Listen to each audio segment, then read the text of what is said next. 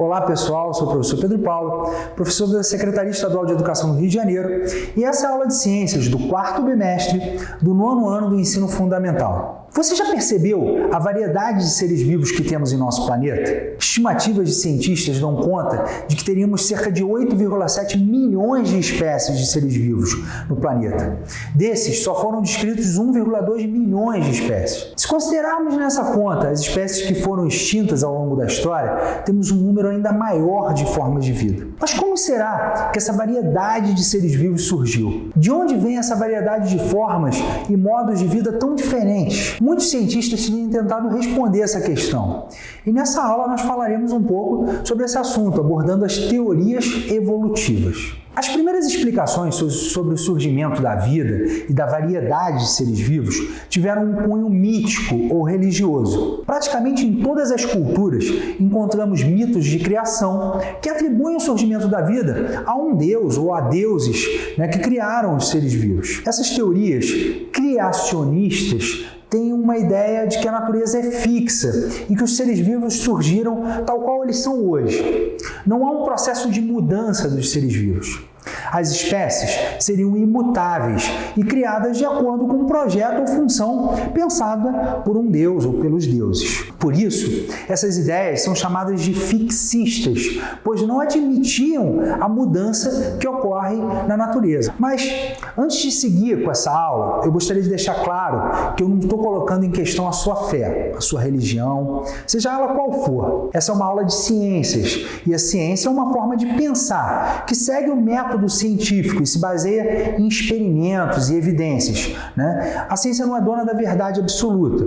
Então, a questão aqui não é o que você crê, mas como a ciência, através do seu método, explica a vida e o processo de evolução. Feito esse parêntese, a gente pode então seguir com a aula. As ideias criacionistas, fixistas, não conseguiam dar uma explicação científica para a diversidade de seres vivos que encontramos na Terra e para o fato de existirem fósseis de seres vivos que não existem mais. Um dos pesquisadores que começaram a questionar o fixismo criacionista foi o biólogo francês Jean-Baptiste Lamarck. O pensamento de Lamarck se baseava em duas leis: a lei do uso e desuso e a lei da transmissão de caracteres adquiridos. Lamarck afirmava que quando uma espécie utilizava determinada parte do corpo com maior intensidade, essa parte do corpo se desenvolvia mais que as outras. Já as partes que não eram tão usadas podiam involuir e até desaparecer.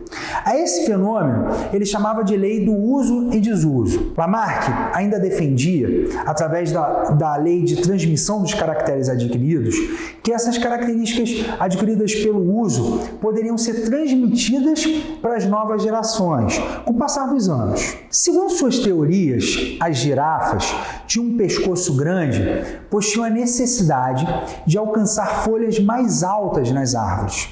Seguindo seu raciocínio, o raciocínio de Lamarck, as primeiras girafas não tinham um pescoço muito grande, mas como tinham que esticar o pescoço para comer, desenvolviam a musculatura do pescoço, levando ao seu aumento. Com isso, as girafas que aumentavam o pescoço, com a necessidade de buscar as folhas cada vez mais altas nas árvores, passavam essas características para os seus descendentes.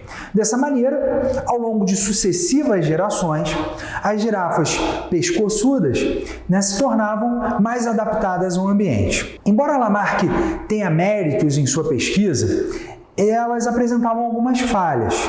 No caso da girafa, por exemplo, o fato do pescoço ser maior dá à girafa vantagens observadas, como, por exemplo, ver predadores que estão chegando com uma facilidade.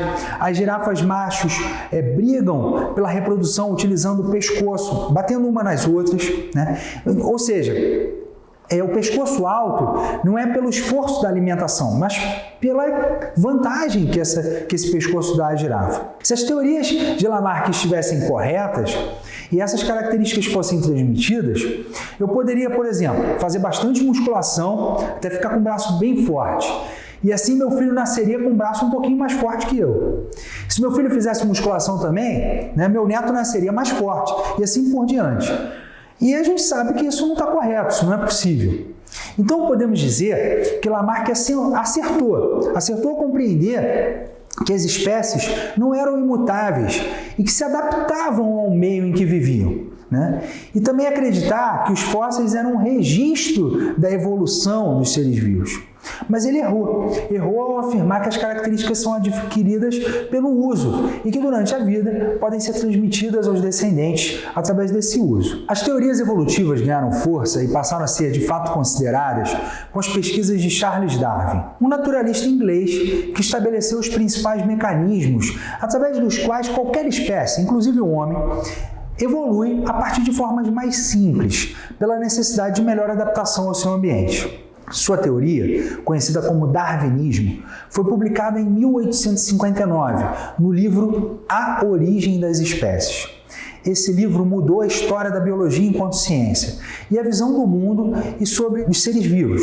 Os trabalhos de Darwin iniciaram quando ele ainda era jovem e viajou pelo mundo por cerca de 5 anos a bordo de um navio chamado HMS Beagle. Nessa viagem, que iniciou em dezembro de 1831, Darwin coletou amostras de plantas, animais e fósseis de várias partes do mundo, inclusive do Brasil. Após sua viagem, ele trabalhou longos anos no material coletado e nas suas anotações, as anotações que ele fez durante a viagem. Darwin observou, por exemplo, que determinadas espécies de pássaros semelhantes possuíam bicos diferentes, dependendo do seu padrão de alimentação. Essas espécies eram muito parecidas, tinham características semelhantes, mas seus bicos e a sua alimentação eram diferentes. Com essas observações, Darwin propôs que estes pássaros poderiam ter um ancestral comum.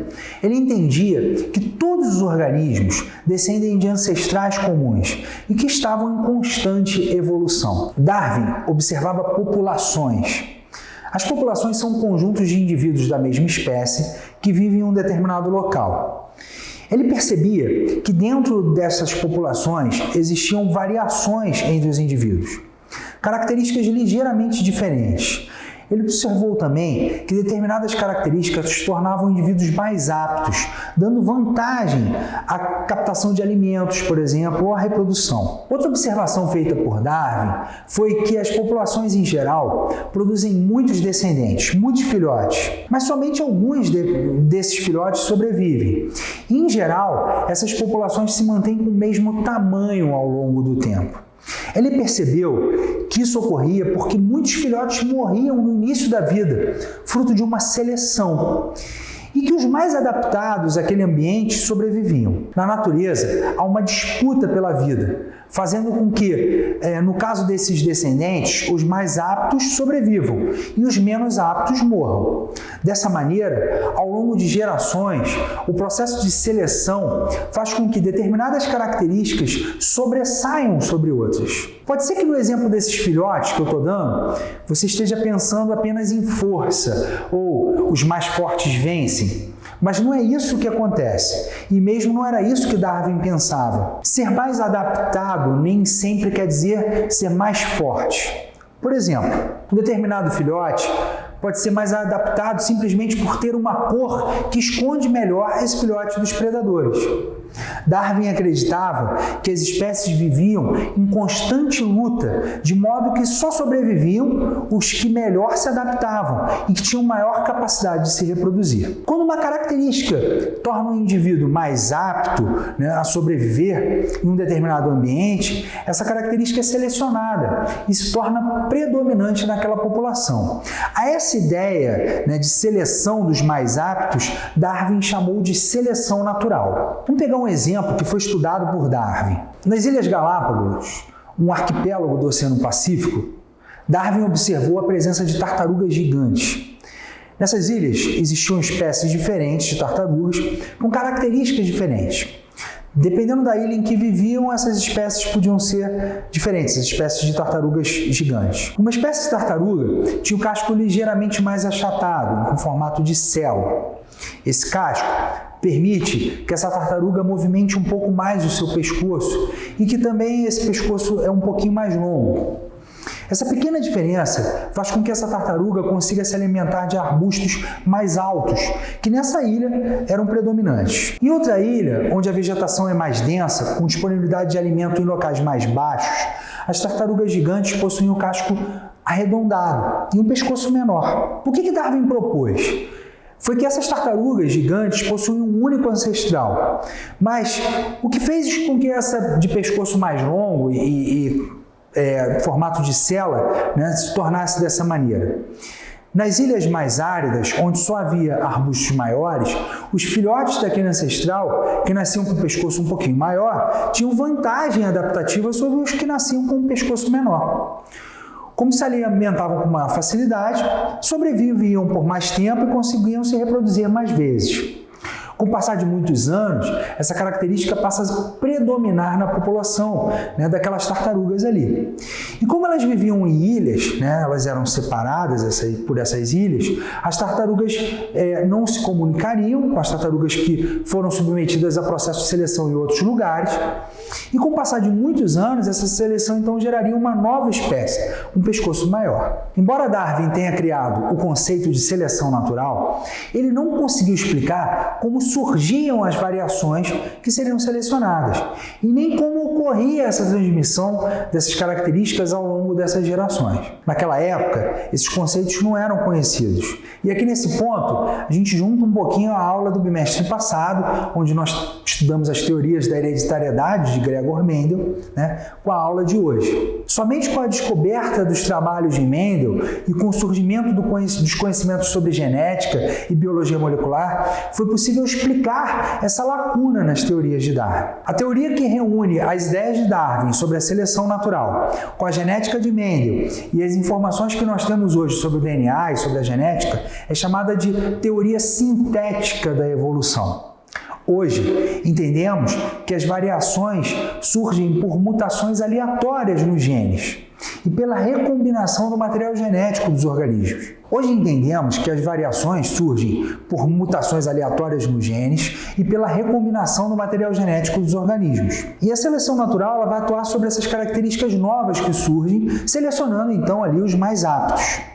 Mas os detalhes dessas teorias você vai aprender melhor lá no ensino médio. Você sabia que durante a viagem pelo mundo, né, a bordo do HMS Beagle, Darwin passou pelo Brasil? Ele esteve no nosso estado, inclusive, aqui no Rio de Janeiro. Passou por vários municípios, como Rio, Niterói, Maricá, Saquarema, Araruama, São Pedro da Aldeia, Cabo Frio, Casimiro de Abreu, Macaé, Conceição de Macabu, Rio Bonito e Itaboraí.